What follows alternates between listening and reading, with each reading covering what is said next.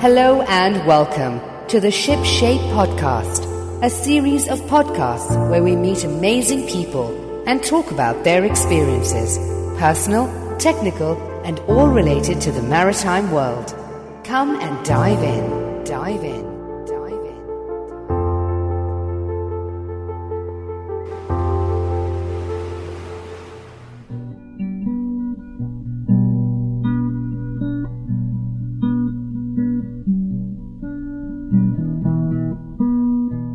This week on the Ship Shape podcast, we speak to Merijn de Waard, founder and director of the Superyacht media company, Superyacht Times. Based in one of the world's coolest cities, Amsterdam, and read by CEOs and ultra-high net worth individuals all around the world, we speak to Merijn about how he grew SYT from a yacht spotter's hobby website to one of the most respected and innovative media companies in the superyacht industry. My name is Georgia Tyndale, and I'm a freelance editor and writer within the maritime sphere, and I'm joined by Merrill. Yep, Merrill Shred. I'm a live aboard on a Ta-Shing Toshiba 36 in Boston, Massachusetts. Good to have you here on the podcast with us. Thank you, Georgia. Great to be on the podcast. And it's, I think you're one of the few non-Dutch speakers who can pronounce my name correctly, but I guess you had some practice over the years. Absolutely. And we definitely had a little chat before we began to make sure that we got it right, because I know you've had all sorts of mispronunciations, Merijn. What's been your favorite mispronunciation of your name over the years? I think what you heard the most is Merijn, Mergen. Well, someone meringue, or Majid, I've heard, but that was more like a funny thing, I think most people say Merijn because the I and the J, they can, don't know it's I, and the R is a bit tricky in Dutch, so Merijn is quite challenging. So most of the time it's Merijn. Sometimes I even introduce myself as Merijn just to avoid, repeating it 5 times. Thank you for that. So you're recording this, I believe, from Amsterdam in the Netherlands. Is that correct? Correct. I'm in my office in the Amsterdam, on the canal, in the center of Amsterdam. Why did you choose Amsterdam as the base of headquarters? Well, I basically grew up in a small place called Egmond aan Zee. And that's 30, 40 miles above Amsterdam.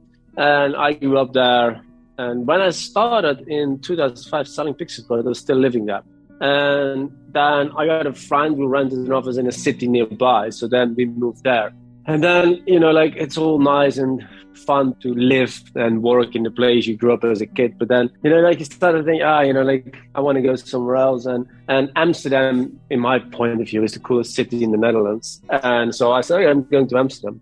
And so actually, I think I rented the office before I had a house there. So we had a small office on one of the canals on the Keizerstracht, which was a basement office. So it was me, myself, and Maarten Jansen were together founded the company with. But I was a little bit lucky because one of my friends I met in Antigua at the charter show. He worked for Marina Montenegro, Porto Montenegro.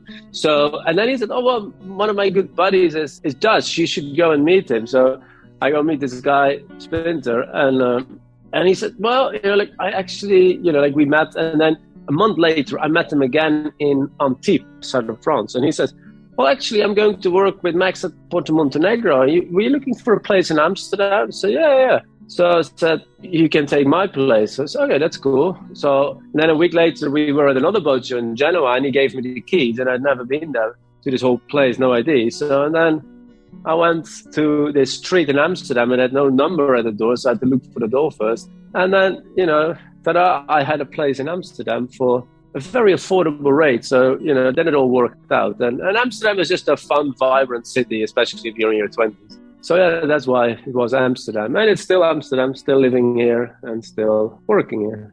How old are you? I am 39.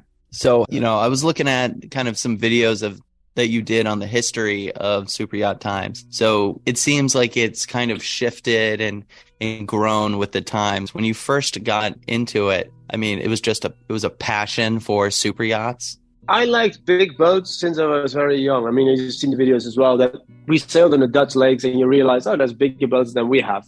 And I think when I was younger, I was quite fanatical about a lot of different stuff. I was collecting all kinds of stuff from small cars to, what else did I have? I had this, I recall these coasters to put your drink on. But I had all kinds of different collections of everything. And in the end, it became mostly, it was small cars, like these toy cars and boats. So in the summer, it was more, I started, and with collecting stuff about boats, this was when I was 10 years old or something. So, that was early 90s. And then was before the internet a little bit. So it was mainly calling this shipyard. And I was always very scared to call them and say like, okay, I'm this 10-year-old kid and can you send me some brochures of your boats? And so, the guys like Fat Ship, Monen, Lewis, and they would just send me an envelope, a package with, and that was, I really enjoyed it. It was really cool. So, and it was free then, because magazines were quite expensive, like, like Boat International, Boat Exclusive,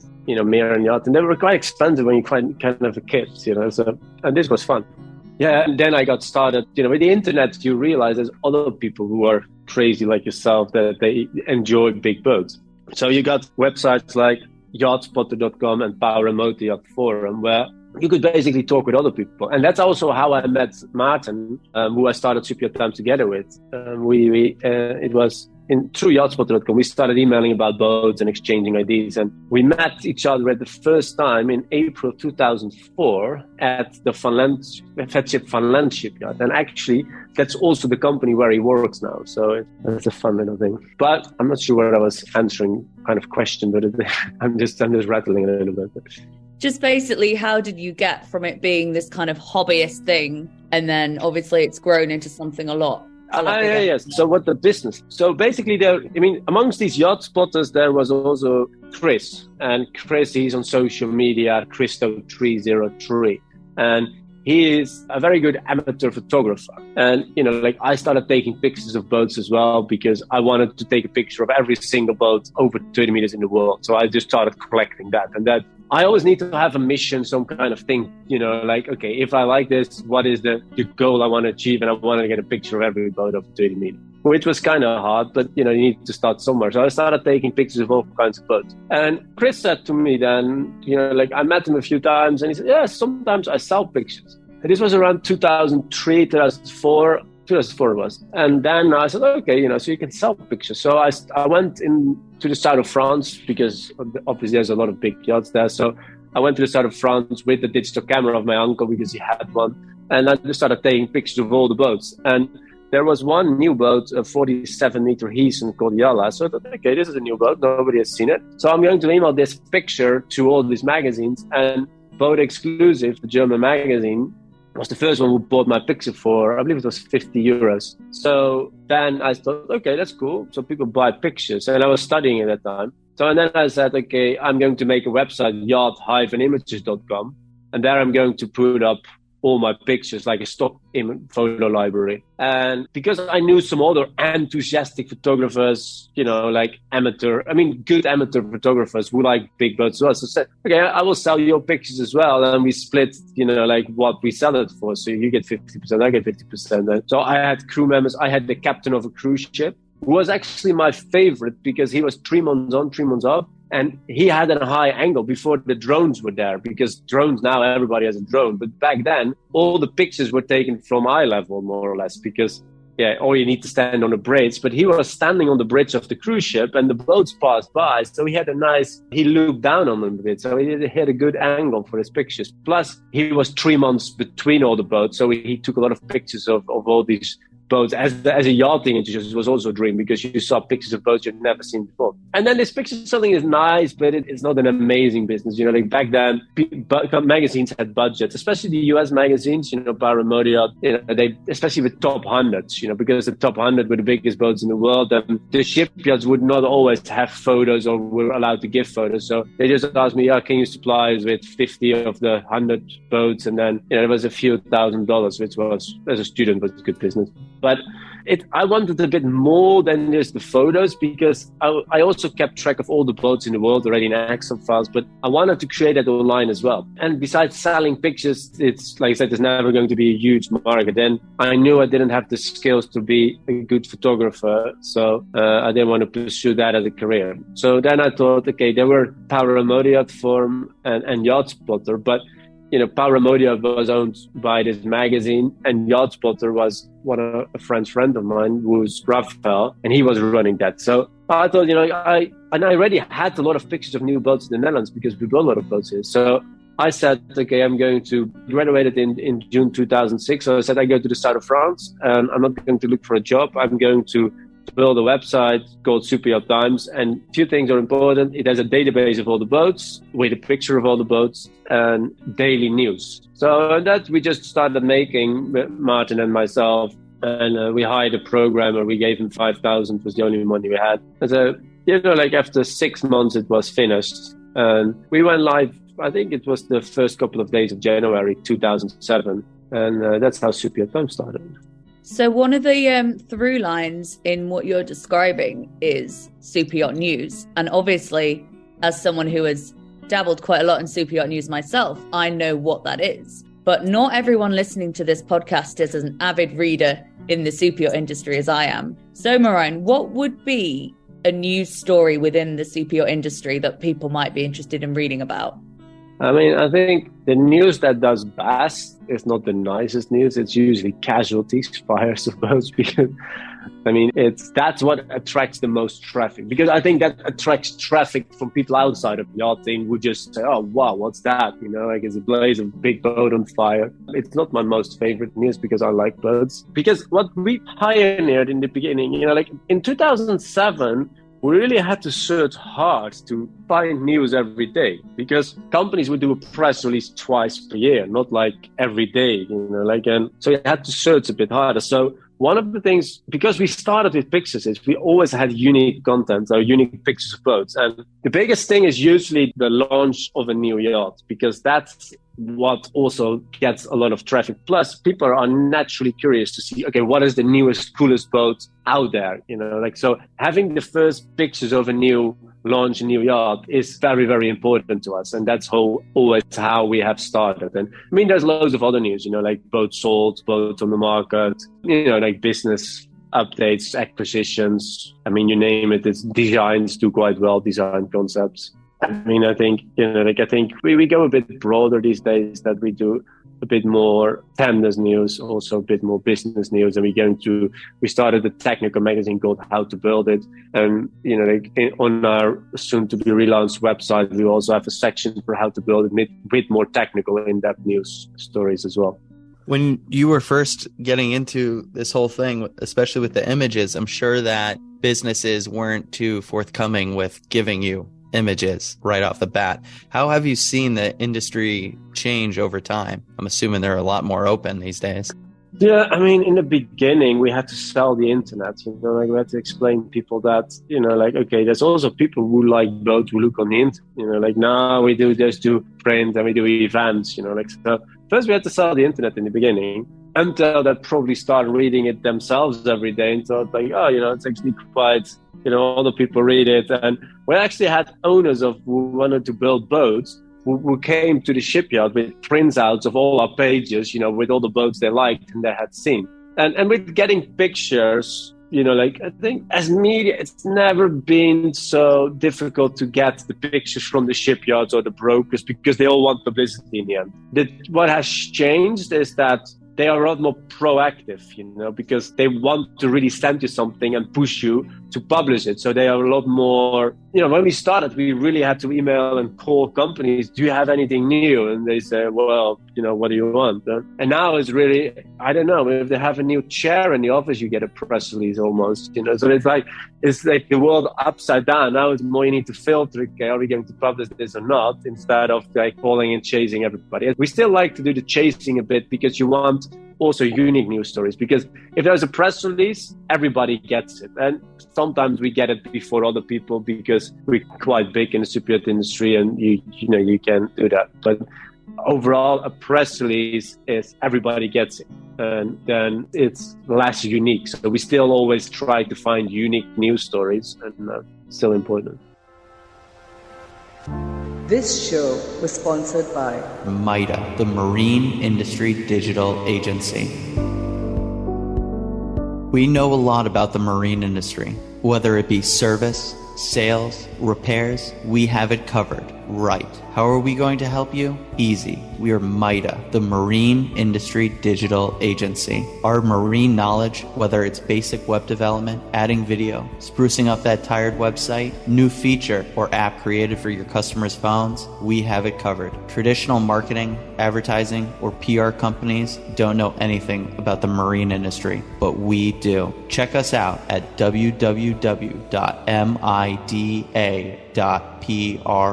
or drop us an email at info@mida.pro. Let's discuss how we can improve your brand, increase your sales, and take you to that next level.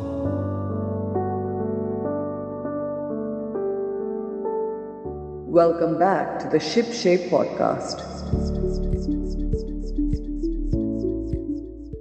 How does Superyacht Times differentiate itself from other yacht-focused publications?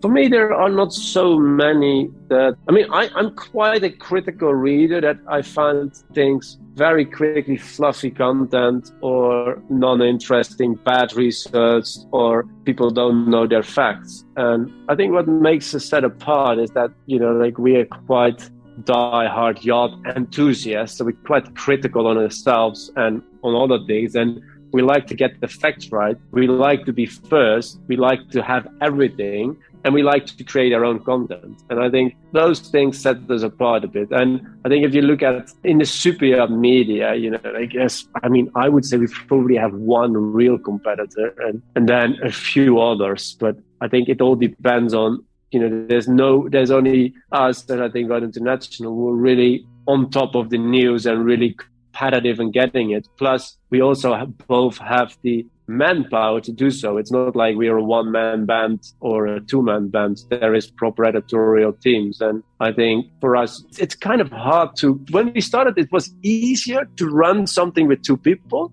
because it was just me and Martin. Okay, do a bit of sales and you do a bit of writing. But you these days, you need to make newsletters. You need to do YouTube videos, you need to write articles, you need to do, you get a lot more. So you have a lot more communication. You have Instagram, you have TikTok, you have Facebook, you have LinkedIn. So as a publisher, you have a lot more varied jobs and everything creates more work. You go more traveling. If you go more traveling, you need someone who helps booking the flights or organizing things. And then you need a bigger office. So you need to buy. So everything becomes bigger. And I think these days running media, if you do it all up, you need quite a few people to execute all things and to do a level of quality that, you feel good about. And it's fun, but it's not as simple as it used to be.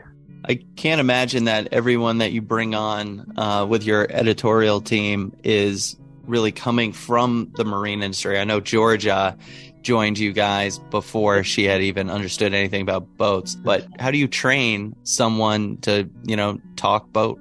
Most of the people who write for us have no relationship with boats. Francesca, our editor-in-chief, she worked on boats, so it makes my life very easy because she trains them and she knows boats and she works with them. But I think, Georgia, you started, but also back then, Gemma, and you guys had no affiliation with boats before. And I think what we've always done is bring people to boat shows, get them to boat shows, visit boats, go and see and meet people. We, of course, also had people who were into boats like Charles and Tom. And we also have people, we also have an intelligence team who keeps track of the database of boats and everything. So they're quite good at fact-checking stuff. Say, okay, this length is incorrect, this boat name is spelled wrongly. So we have quite capable people in-house, and there is always check on stuff that goes out from new people. And with everything, I think we look now more for, okay, it's nice if there is an affiliation with yachting or the marine industry, but I think it's also, we need good writers who can interview people, ask good questions and translate that in interesting stories. And I think if you have that skill, the boating stuff you can learn. If you cannot write or you cannot translate something in a nice story, then the subject doesn't matter. If you need to learn that as a writer, it's probably a bit more difficult. So I'd rather have good writers and learn them about boats than the other way around. Yeah, and that makes me, that's very validating for me because that's exactly what I always say. you can learn the boat stuff, but you can't necessarily learn to write if you don't already have those skills. So Merijn, obviously Superyacht Times has grown and developed, and you now have your fingers in approximately 56 different pies at any one time. But one of the things you've kept going is a print newspaper. Now, some might say that's an interesting decision in today's media landscape. Talk to us a little bit about what's made you guys keep going with a print newspaper. I mean, the print newspaper started in 2014. I like trying new stuff. Otherwise, I get bored. I've been doing this since 2005. So, in order to keep on going, you need to do new stuff. Because I cannot promote myself. So, in order to entertain myself, I need to do new things. And before the newspaper, we actually did an iPad magazine called Superyacht Experience. And we did this iPad magazine. It was 2013, and thought okay, this is going to be amazing. People like it because it's like almost like print. You can browse through it, but then you can also go up and down, interactive and things. And it just didn't work because it all looked cool and everything. The content was good, but it's very hard to get readers on an iPad because, if for a website, I can send you a link, you click on it, I got a reader. For this iPad magazine, I need to send you a link to the download, to the iPad, to the App Store. And then you need to be coincidentally on your iPad that you download it. And then you need to download this issue. And then you had a reader. It was complex. So, okay, we did 3-4 issues, maybe 2-3 issues of that and said it's too hard. And I always liked print because, I collect all the magazines and,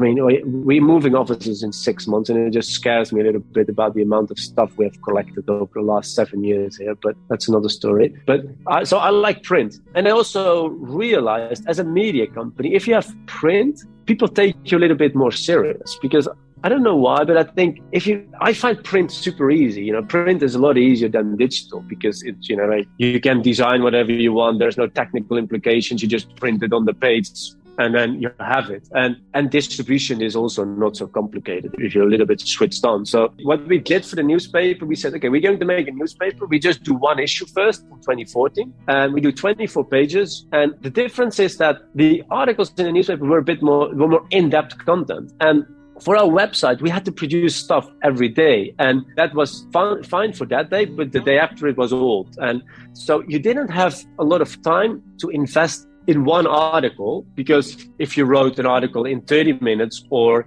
8 hours, the 30 minutes would just get the same amount of traffic almost as the 8 hours. But in the newspaper, we had the opportunity to create more in-depth content. So that was one thing. Secondly, I wanted for the brand Superyacht Times, if you have print, it's good because I can go to a boat show and take a pack of these newspapers and give them to people and they say, Superyacht Times, Superyacht Times, Superyacht Times. Thirdly, a lot of companies still like to advertise in print. And to have the combination portfolio of print and digital, that worked quite well. And I think also for my ego, it was good, like having a print publication. You could just say, we got a print publication, now we're important. And also from a distribution perspective, because we could reach people I wasn't too sure if we would reach them online, and then they could learn about the Superyacht Times brand and maybe start visiting our website. So what we did is we have an intelligence team to track all the boats, who owns them. And especially in the US, US owners park their boats behind their house in Fort Lauderdale or, they own the boats. It's all a little bit more public. So we just started looking, okay, who owns this boat? Okay, he lives this house. Then go through the yellow pages or whatever and just find all his neighbors and then send them a newspaper as well. So we built up this database of a lot of homes more than $5 million and send them the newspaper. And we did 4 issues then the year after. I think we did a few years, 6 issues,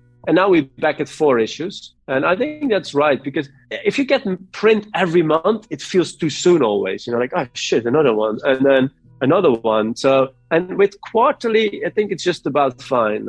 And it still goes very strong. Last year, we had our best year ever, I think, in terms of advertising. So the revenue from 4 issues last year was better than we ever did with 6 issues.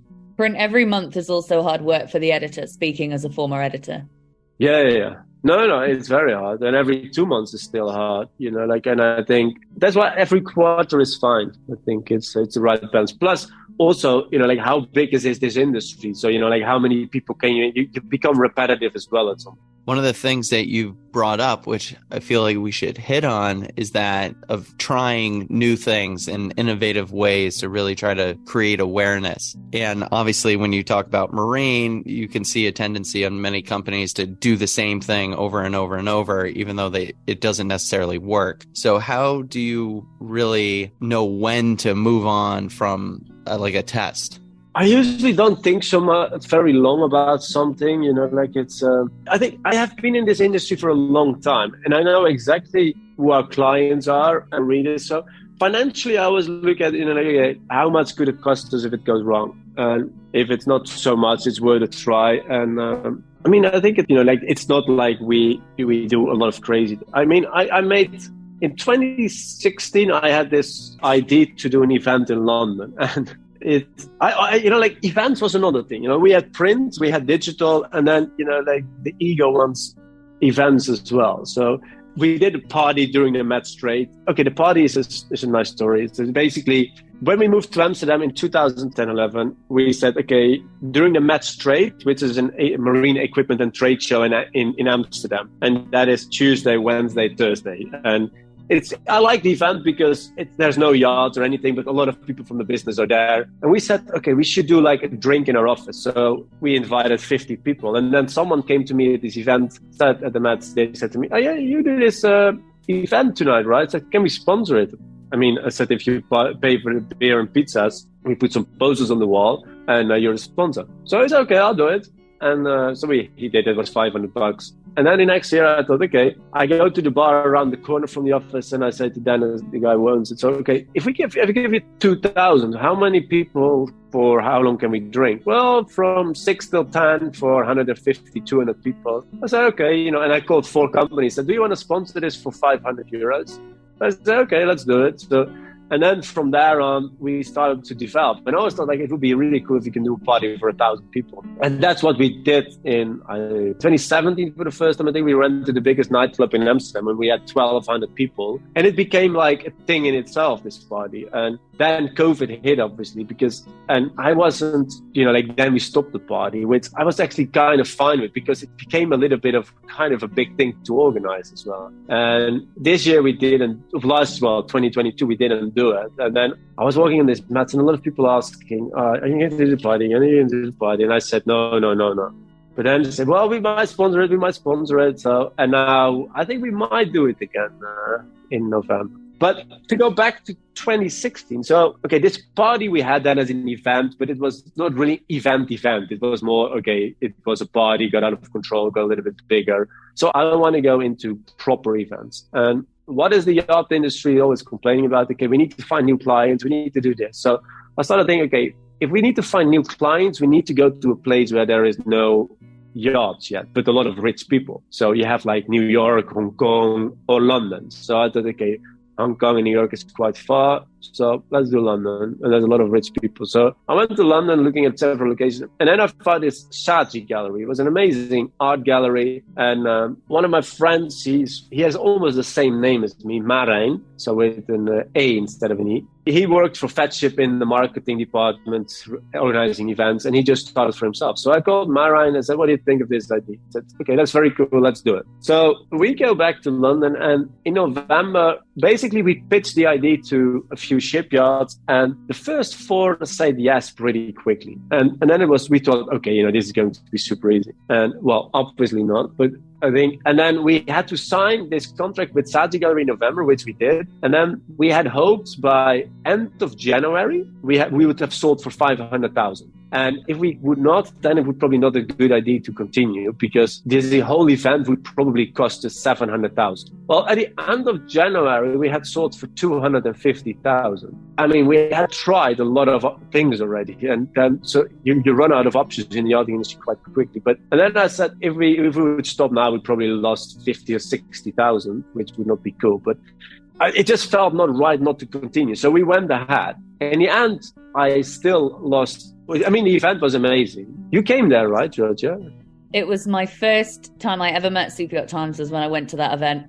Turned up at the Saatchi Gallery. It all looked incredibly fancy. Everyone looked very beautifully dressed. Everything on the surface, Merijn, looked beautiful. But the story was a little bit complicated.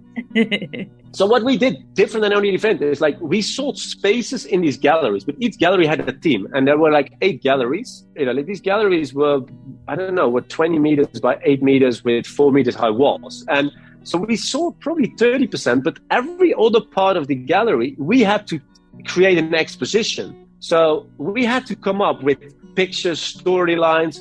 I mean, I remember with Sharp printing 400 labels and all coding them. I mean, I was at the office 7 days a week, from early in the morning to late evening. My wife even came cooking in the office to see me a little bit. And I was really tired after that. But it was such a cool experience that, because we had no way back, like with a lot of other stuff I did before with digital. Okay, if we don't do it today, we do it tomorrow. There was no pressure. But with this, okay, in June, it had to be, this event was happening. You had to do everything before. And luckily, we had very cool people who helped us out a lot. But so the problem was as well, the revenue of Superyacht Times was not very high. A lot of companies said, okay, Merijn, we support you with this event, but then we don't do a year of advertising. And I said, oh, that's not good, because then Superyacht Times will not run so good. Then this event, I might hopefully just break even and I'll lose money on both sides. And it was basically money we didn't have. So 2017 was a bit of the event was very cool and I was very happy that it was over. But then, it took us a year. I mean, I still remember it was in the summer of 2018, a year later, that an intern came to me, I cannot pay for this, I don't know, was stamps or something. I said, okay, that's strange. And it's because the bank had canceled it's not a loan, how do you call it? You can be in the red, like you can be a certain amount in the minus. And they had canceled that. So and that caused a little bit of a worry for a month. But luckily, there are some nice people you meet along the way who help you out. And luckily, from that time on, we started to make money. So we went in the plus quite quickly. But I learned there that I'm not going to do anything anymore where it's going to cost me money. And we're going to focus on making profit first and positive cash flow. And I don't like losing money so much, like trying a bit of an adventure is fun, but risking everything was a cool experience. I liked it, I'm looking at, in hindsight, I think it was a very, very good learning experience. At that time, it was less cool, but. How have you seen the superyacht industry change over time? What trends are you seeing? I mean, I think if you look at big periods from, from 2005, I started till today, first of all, the number of boats, I think it has tripled probably in that time. But it's also okay, it's in such a long period of time. It's obvious things like explorer boats were almost non-existent when I started. And I think that has really become something. And it's more or less, it's the looks of it, but also the usability of it. And it's also people going further afield. And I think it's also because of social media and stuff that clients see, oh, wow, this is cool. I want to go there as well. And the world you get a lot more inspiration and content thrown at you. You think, okay, that's cool. And I think also with the design of boats that, in 2005, clients maybe looked a little bit at the internet and at magazines, but now, if you like big boats and, you go on the internet, you can find tons of designs and all kinds of boats. So there's a lot more things. And I think that also helped developing a lot more cooler and crazier boats. So I think we have seen some really cool and outrageous designs and that have inspired others as well. Oh, I can do this.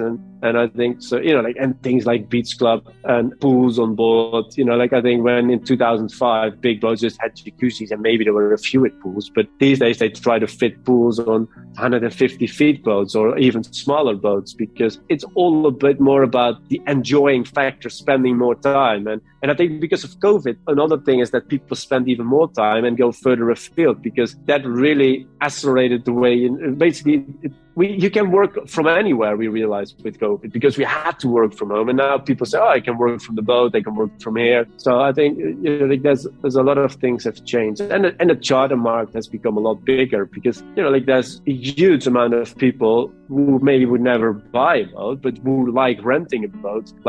Some people don't like having a second home, but they like renting a home every summer. And I think the charter market has grown hugely as well over the years.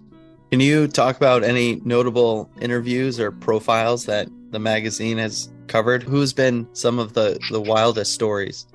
Well, Well, Georgia, you have any favorites? You've done many of them. Well, I think I really enjoy speaking to a lot of yacht owners. When I was editor helping with the print magazine, I used to interview a lot of super yacht owners, and some of the ways people make money are, really very exciting. And some of them, it's simple things like, inventing really, really strong plastic trash bags, for example. And, it's not necessarily the most glamorous stuff, but it's just kind of hearing people's stories about how they got to where they got, and then the fun that they managed to have on these vessels with their friends and family and exploring the world. And just, when you hear someone speaking so enthusiastically about their boat, they could be someone who, owns tiny little 20-foot boat or a 300-foot boat. It doesn't really matter. That kind of passion for being on the water and enjoying that lifestyle it filters through whatever the price point of the boat. And I always enjoyed kind of getting to know these people and finding out that they're just kind of boat nerds and humans, just like everyone else, really. No, I agree. I think from the earlier days, what I remembered is that what I like, one of the things I was most proud of was that back in the days, magazines got exclusives for onboard features for boats. And there was Predator, the fat ship, 72, 73 meter fat ship with an inverted bow. And it's kind of a cool looking boat. But then the magazine had the first right to publish on it. But then, I said, when does this magazine get published? And I don't know what the date was. But then said, can we have it on publication day? And it was we were a tiny website then. And I said, yeah, sure. But what happened was that people read it first on our website, because the publication day, the magazine, was not the day that people get it on their door, because it takes a week, sometimes 2 weeks before it's shipped. So we were quite clever then, and especially because it was a big boat, a unique boat, we got a lot of good traffic from that. And I think another one was with Dubai, back then the biggest boat in the world. And we went to the Dubai boat show and we got a DVD with pictures from it. And there were interior pictures on. So I was like, oh, wow, this is a jackpot. So then we run that. And that was also, and people hadn't really thought about using the internet sometimes, because, if you print it in some magazine, the chances that the owner sees is maybe not too big. But because of the internet, everybody could send the link, and they send the link, and in the end they see it. And then they're like, oh shit, we're not never meant to be online. And then, with some stories that was kind of cool, because you realized it hit the right buttons and it reached the right people. But I think I cannot recall, favorite story right now. I enjoyed owner interviews because, like you said, you meet interesting characters and fun people.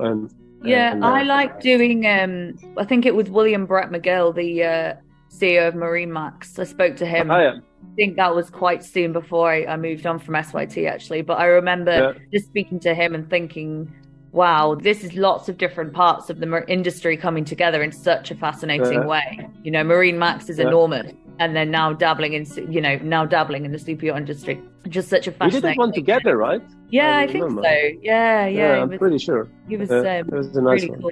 So do you get to go out on any boats? Do you have a boat? I actually don't have a boat. I think a lot of people in the office would like that we have a boat, but it's more, if we put it out on the canal, in the winter, it's probably my problem, and I think if we want to go out in a boat in Amsterdam, we rather rent one. Plus, in Amsterdam, it's nice to go through the canals, but you do that a few times per year, and I wouldn't buy a boat for that. Also in the Netherlands, I wouldn't buy a boat because the weather is not great and the distances are not very long, and you can, visit every place kind of nicely as well by car. If I have more time, it would be nice to have a boat in the Mediterranean or explore more the Caribbean. But I think now I would only do it if I have more time. I've stayed on big super yachts as well, where I have been in Boston, actually. I was there on a nice yacht.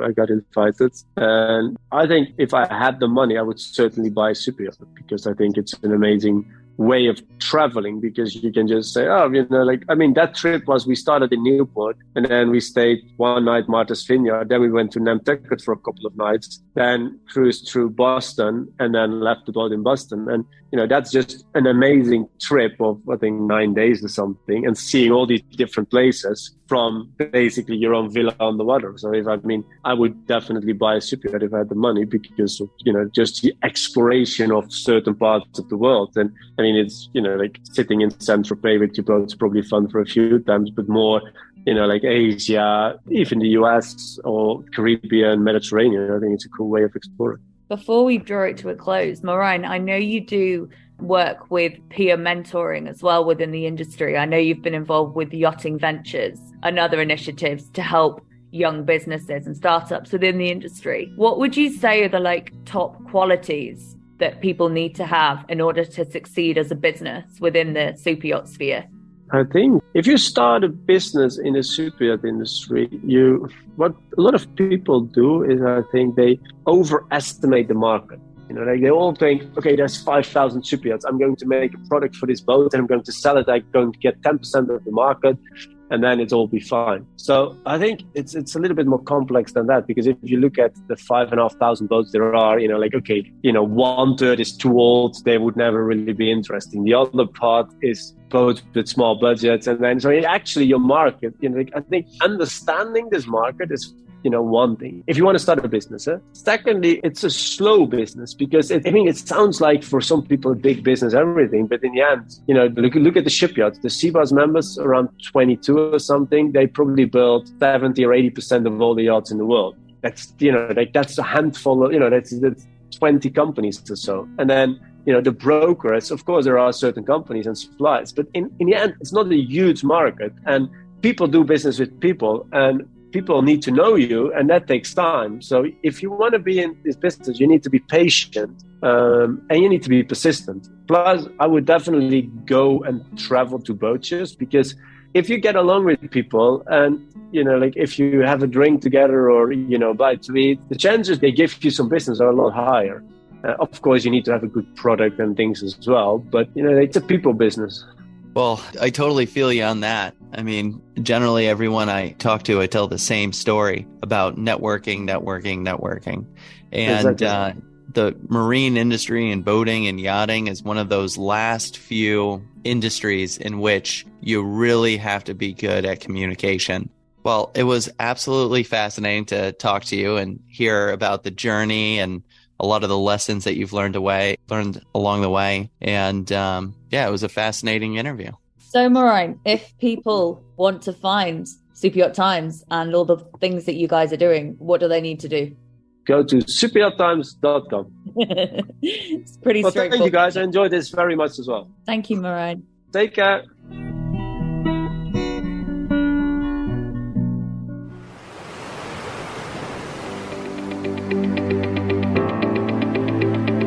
Check back every Tuesday for our latest episode, and be sure to like, share and subscribe to shipshape.pro.